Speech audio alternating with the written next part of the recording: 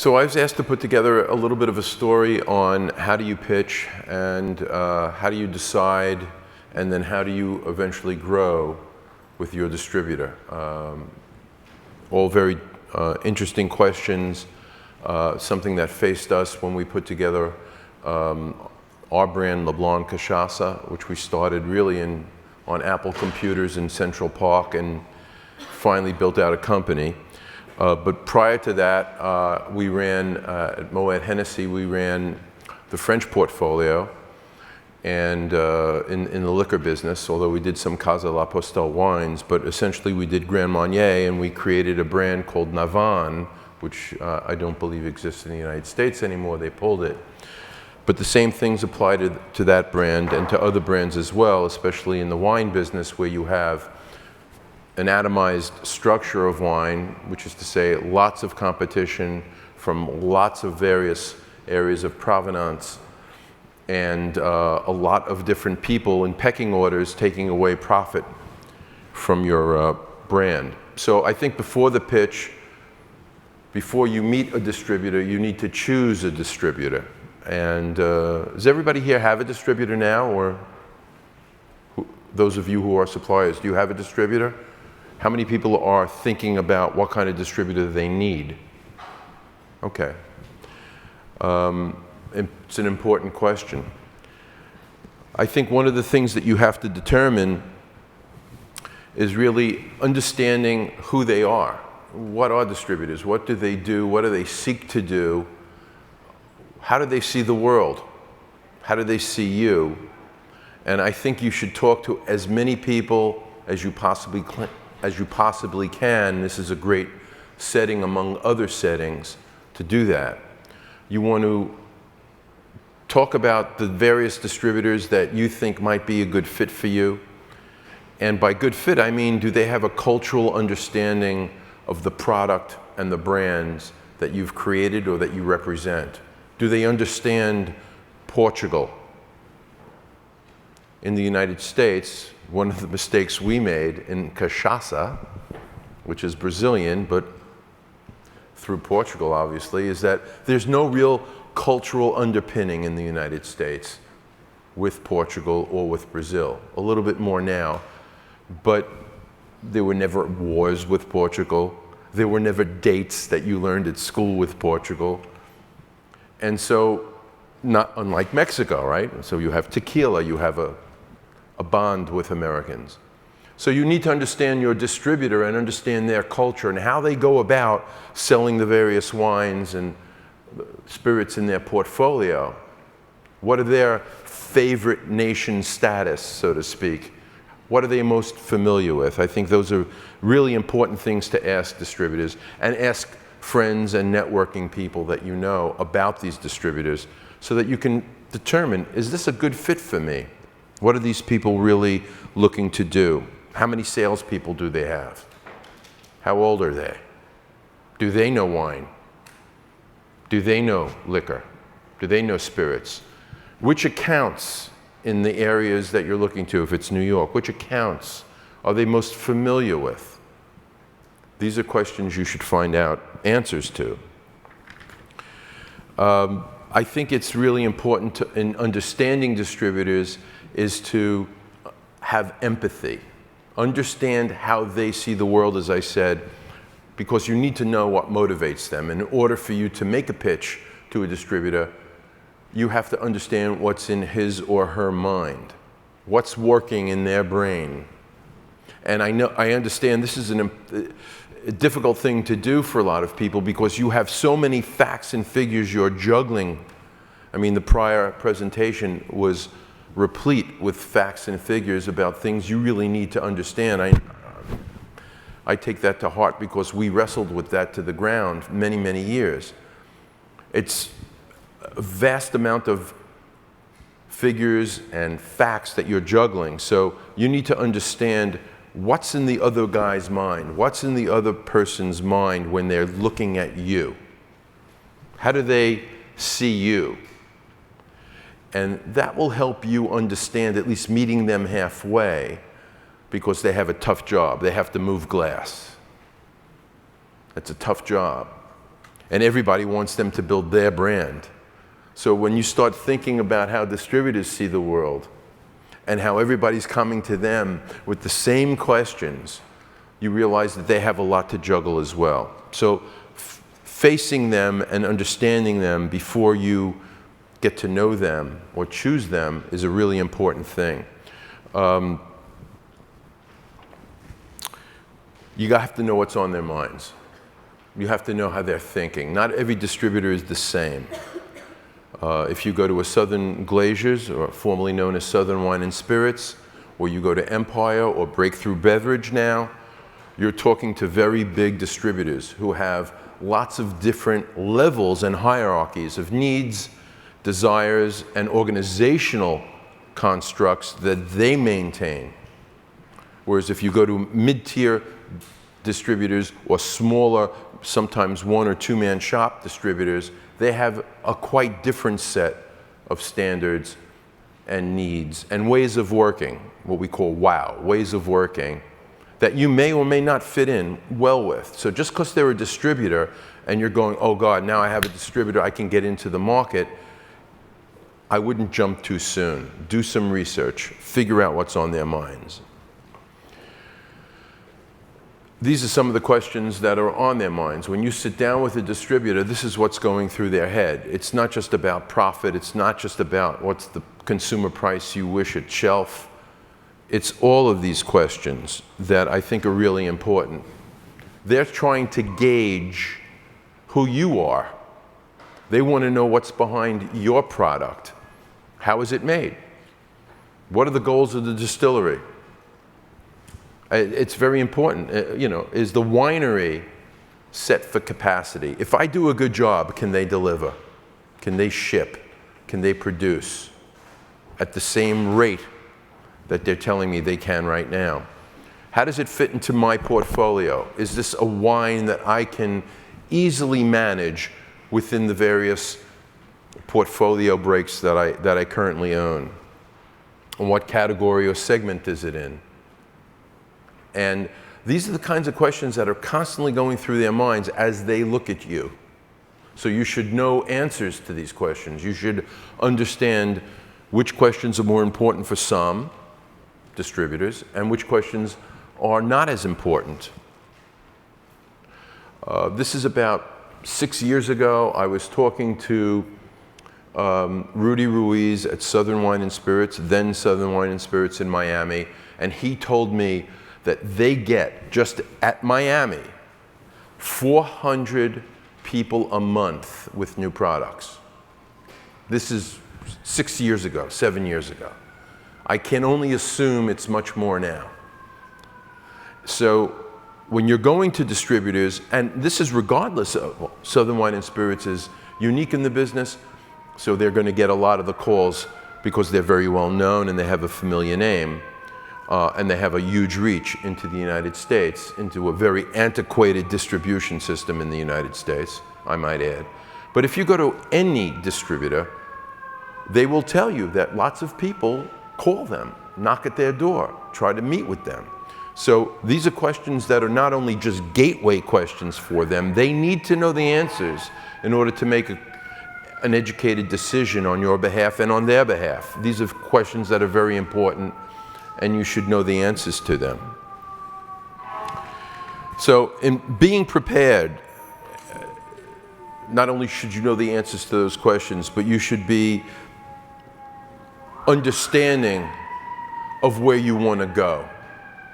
So that today, if we sat down and we went over the various distributors that you would have in mind to see, what would you tell me about your brand? Do you know the story of your brand? Are you confident in telling it? Can you convince somebody whose livelihood depends on correctly and successfully selling your product that your product is built for them? They will ask those questions. So the more you're prepared with answers, the better it is. I personally think that when you go and you sit down with a distributor, you have to declare victory. You should be victorious before you walk in that room, before you sit down.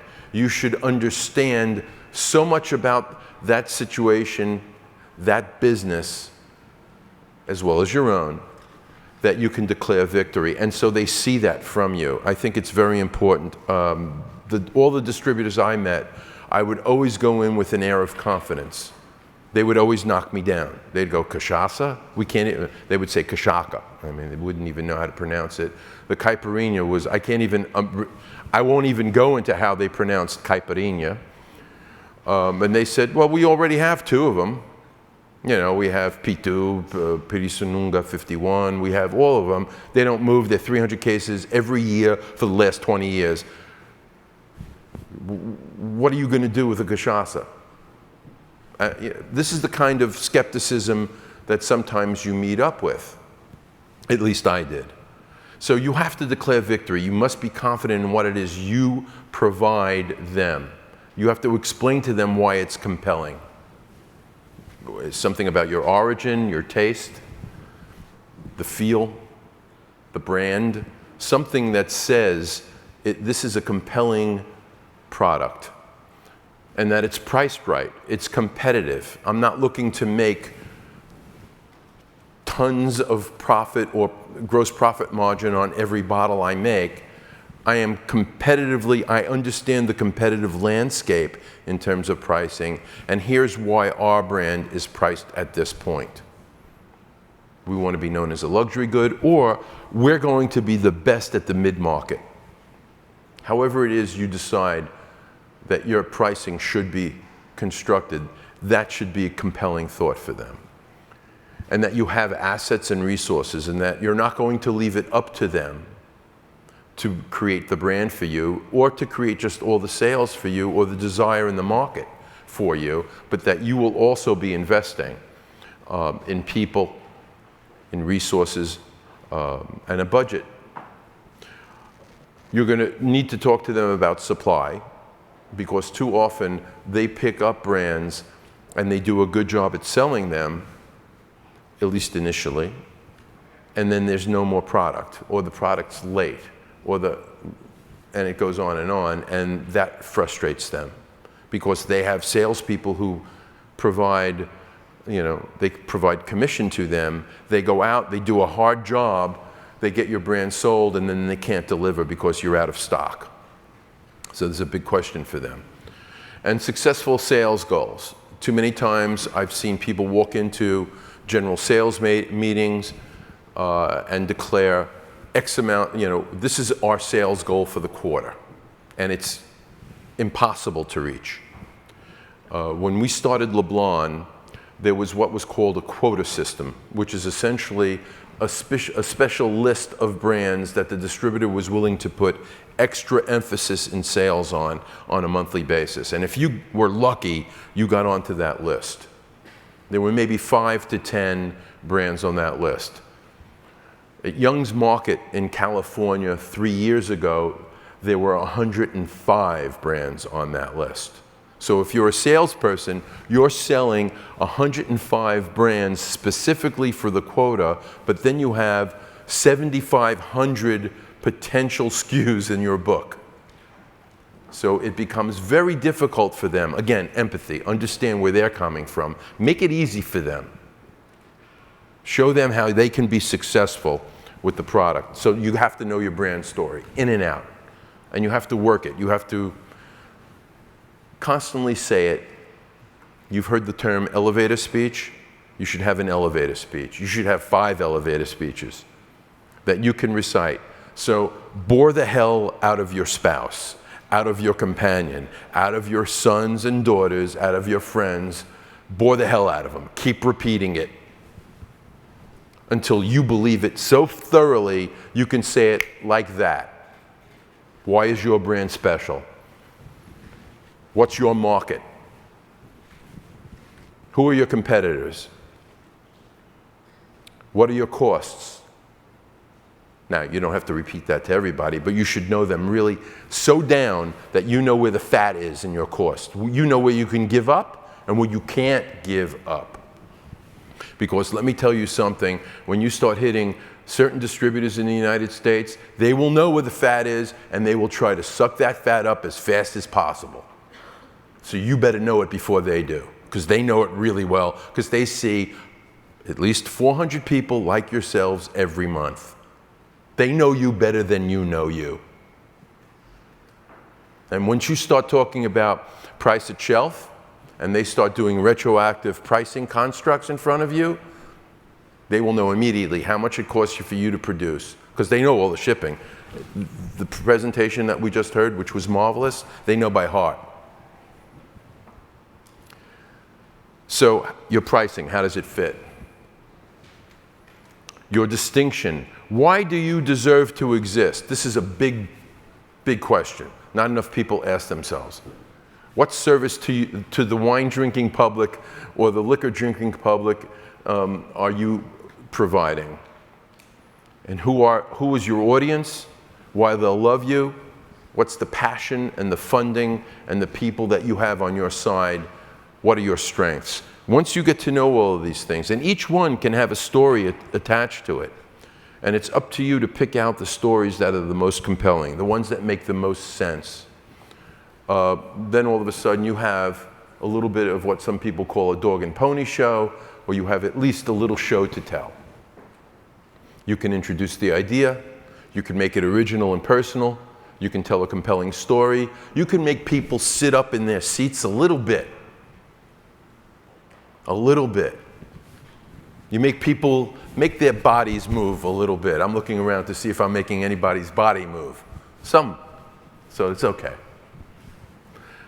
Explain again why your brand is different. Why are you here today? And why should any other person in this room listen to you? What have you got? Even if it's tiny, that's so unique. That is critical to the way you will go into a market. Make it easy to understand. Now, we made a mistake in that. We said, we're going to call cachaça at the beginning, we're going to call this Brazilian rum. And then a Brazilian heard us say that as we practiced our stuff, and they go, no, we don't make rum, we make cachaça. So after we had lost about $25,000 on sales materials saying Brazilian rum, we burnt it all and said, no, let's assume who we are. We're cachaça. And so that's what we did. So make it easy to understand and make it convincing. It's important to convince other people that you have a unique thought, that you are differentiated, that you have a reason to exist. Not everybody does. I'm not talking about humanity here. I'm talking about something in a bottle, a brand, a product. And what's your go-to-market strategy? What's the idea you have to get into the marketplace? How will you ring up people's minds so that they will ask for you, whether it's an on-premise or an off-premise sale? Again, how do you telegraph that distinction? Even if it's tiny, do not overlook it. It may seem tiny to you, but I can tell you, you can make a world, a universe out of tiny things. Especially in this market where there are so many competitors. In fact, you are all competitors with each other because you're looking for share of mouth. If you've ever looked at a creative brief for Coca-Cola, this goes back a few years, but it says target audience, ... everybody with a mouth. It doesn't say men and women, 25 to 30, everybody with a mouth. So you're looking for share of mouth. You ever walk into a bar? How many people here have ever walked into a bar? Walked into a bar? Hello? The Beverage convention. Okay. You walk into a bar and you look behind the bar to see the bottles, right? Everybody that walks into a bar sees those bottles. Every single one of those bottles is a competitor for you. Every one. And the ones that are even unseen. So we have a competitive world that we're facing. You must convince people why you're different. And then you have to tell them what you need for them. Why are you there? What do you want from them? I remember one time I was talking, we were having a problem with, in Miami with our distributor, which was part of, it was Premier Beverage, which became part of Breakthrough now. And they were reorganizing. And so they put us within their organization in a place that I didn't think was favorable to us. So I called up Charlie Marinoff, who was one of the chairman of this, you know, Sunbelt, Charmer Sunbelt. And I said, we don't agree. Well, you know, we own one brand. I have hardly any sway, except he took my phone call. And he said to me something that was very true, and I've always remembered it. He said, Gerry, don't you understand? We have 380 salespeople here. That's not who you need. You need 10 to love you. You can build a business with 10 people, Gerry. And he was right. So I tell you, you can build a business with a very small percentage of people on your side because they will sell you, and that will lead to other sales. This is a business of tiny differences. One bottle, one account, one client at a time. It's a bottom-up business.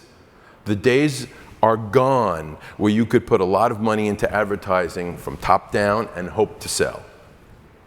It's a bottom-up business, so your distributor is important. So you have to introduce the idea. This is the first thing we did at Leblon, which was just make it simple. Heart of Brazil, Kiss of France, Spirit of the World, the bottle, people, a little bit of an exotic idea, and then come to Leblon, have a caipirinha. We had logos that just said Leblon Caipirinhas. And we owned the caipirinha because we realized to own a drink was huge. I had worked on Seagram's many years ago, and they had left one of the great drinks of my youth was the 7 and 7. And then they completely didn't advertise that anymore. Recently, Bacardi, remember Bacardi Mojito? They even had a website, bacardimojito.com. They stopped doing that. Sales went down. So own what you can own and make it yours. Appropriate territory. For your brand and your product, that's the most important thing. Tell your story, make it compelling, make it easy to see, say, and repeat.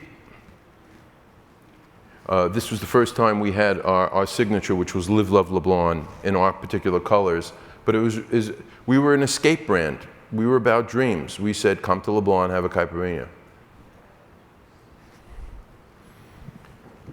And again, make it easy to see, say, and repeat. Whatever you do, even your sales materials have to be compelling, but they can't be junked up with all sorts of things that are going to make people's eyes glaze over. Get your little difference and build on it. In Montenegro, which is Italy's #1 Amaro, they were doing maybe 80 cases a month in the United States. After a year of doing this, they went to 500 a month. The idea here was that we found out that bartenders, mixologists actually, not just any bartender, but people who are in the mixology world, loved Montenegro. It was their little secret sauce. And we developed what we call the B team. We took top 8 bartenders in Manhattan at the time, and we formed a team, and they started talking about it. Each one of them had 5,000 to 10,000 followers on Instagram, and they started taking pictures of themselves, giving out drinks. Sometimes what they did is they would have a person go to another bar when they were both working the same night and pay for shots of Montenegro for that bartender. And we'd film that, and we put that up in video. We built a very strong look to the campaign and had our bartenders highlighted by that campaign. This, I don't know who's the head of the TTB now. Is it John Manfreda still? But he was during this time. This was interesting. We said legalize cachaça, not marijuana, but cachaça. And we built a truck. This was a DHL truck that I found in a lot in Detroit in the winter, and we took it and fixed it and made it look like a caipi-mobile, what we called caipi-mobiles, caipirinha-mobiles that you would find in the beaches in Brazil or wherever. And it looked like a real truck that was giving out drinks. Of course, we couldn't, but we had lemon lime sorbet that tasted like a caipirinha, non-alcohol caipirinha, and it was very, very good and quite natural. And we went around pushing this thought, which was a mini campaign we had of legalizing cachaça. Cachaça, the word cachaça was not legal by the TTB. It was called Brazilian rum. And we refused to put that on our bottles. So we had run-ins with them, and then we became part of the Brazilian Association in the United States. We own a distillery in Brazil. We pay taxes in Brazil. We're a Brazilian company, we said. But this is ridiculous. Brazil, of course, would not call bourbon bourbon. They would call it American whiskey, which irked Kentucky people to no end. So finally, after about 6 years of petitions, the government changed the nomenclature, which had to do with taxes and paperwork and all the rest of it, administrative stuff, which was very red tape, thick with red tape. They changed it to cachaça. And in so doing, the letter that went out from John Manfreda, the president of the TTB at the time, basically cited our work, this marketing campaign, for having incited enough people to want to have cachaça, not rum, because they're two different things. So you can actually create news with the kinds of things you do. Even if it's tiny, you can build it up into something special. Our packaging, we said, look, we didn't really have the money for in-store stuff. Let's make the greatest box we can. It cost 40, 50 cents more per unit, which is considerable, but it was worth it because we could continue our look and feel and that little escape thought of coming to the bar and have a caipirinha on the box. Get to know your product's pricing really well because it's going to be important. This we did for Montenegro, which you see. Keep repeating, building your brand voice. Having it distinct and memorable is important, both for the sales materials you use as well as for online purposes. And social media is very important. So get something you can repeat there. Learn what works and what doesn't. Reapply what works and stop doing what doesn't work. So way after you declare victory, they'll be impressed. They'll say, oh, I have somebody here who's passionate, who understands every single nook and cranny of the business. I don't have to build a brand, they're going to do it. I just have to deliver glass. They'll do the rest. They'll help my salespeople. And in the end, you know what? This dog, they'll say this dog can hunt. I can get this done. I can do this. And you'll be happy. But then you have to start working. Grow the relationship, understand those 10 salespeople, take them out for breakfast, take them out for lunch, work with the salespeople that have an affinity for your product and your brand, incentivize them, build your team, build your relationship. This is a relationship business after all. And you'll grow your market. I promise. That's what will happen if you do these things. So thank you very much.